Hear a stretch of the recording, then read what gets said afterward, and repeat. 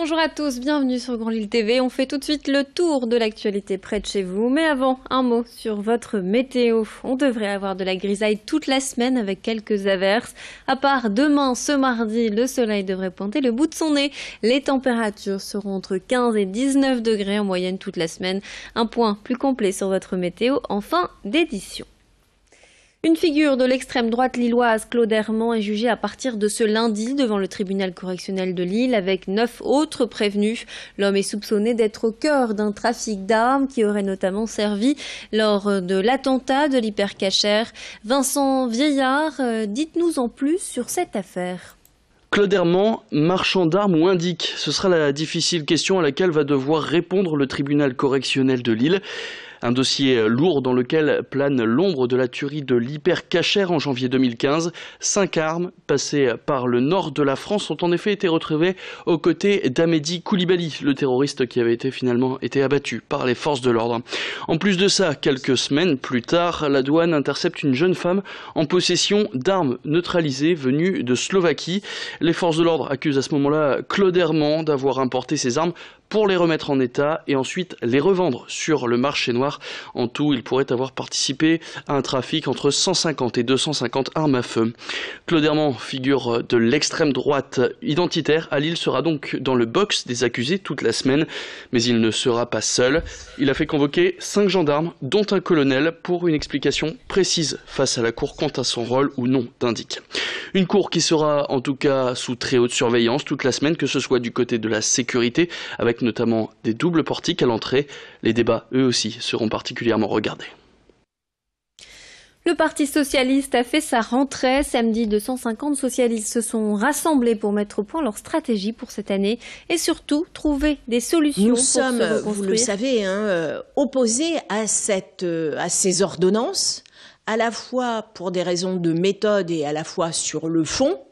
Mais le Parti socialiste a pris cette décision de ne pas s'associer en tant qu'organisation à cette manifestation, laissant bien sûr les socialistes en tant que personnes libres d'y participer.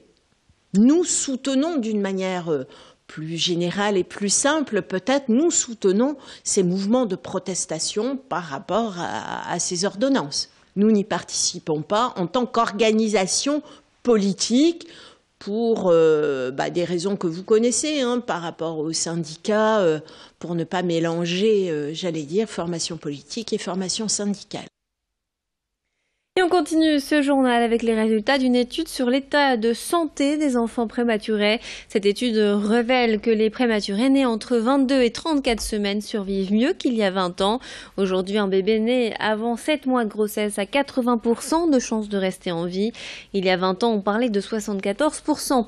Les nouveau-nés ont également moins de séquelles cérébrales observées à l'âge de 2 ans. Cette évolution positive serait due à l'amélioration des traitements et une meilleure prise en charge des femmes à risque d'accouchement prématuré, mais pas seulement, c'est aussi grâce aux parents conseillés par les médecins qui les incitent à faire du pot à pot par exemple avec l'enfant ou encore à allaiter.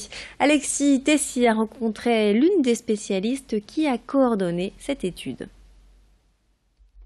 Alors les raisons, c'est qu'il y a certainement eu une meilleure diffusion de traitements qui sont très bénéfiques dans le cadre de la prématurité, plus de corticothérapie donnée à la mère avant l'accouchement, plus de surfactants, un produit qui permet d'améliorer la respiration du bébé à la naissance, une meilleure régionalisation des soins, c'est-à-dire que les femmes à risque d'accouchement prématuré accouchent plus souvent dans des établissements qui sont équipés pour les accueillir.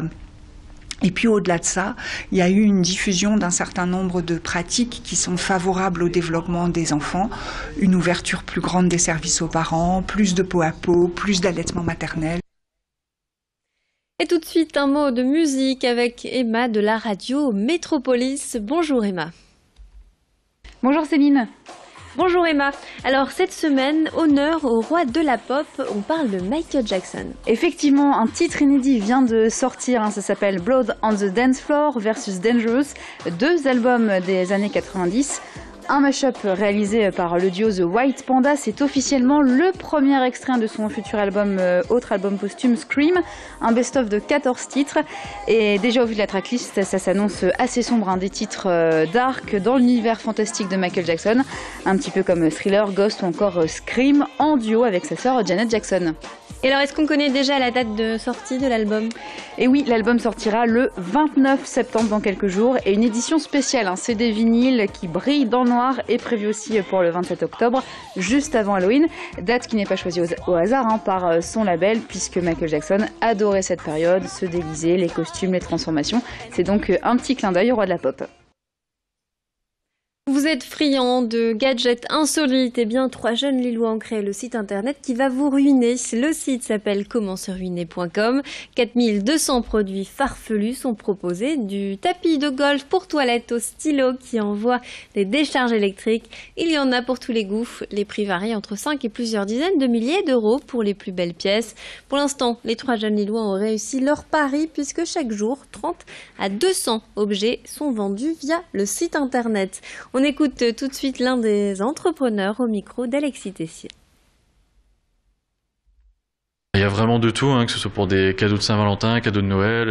Voilà, on a des chaussons licornes, par exemple. Chaussons licornes. Voilà, des jeux de golf dans les toilettes, des chaussons serpillères, une grenouillère serpillière pour son bébé. Vraiment plein de choses décalées.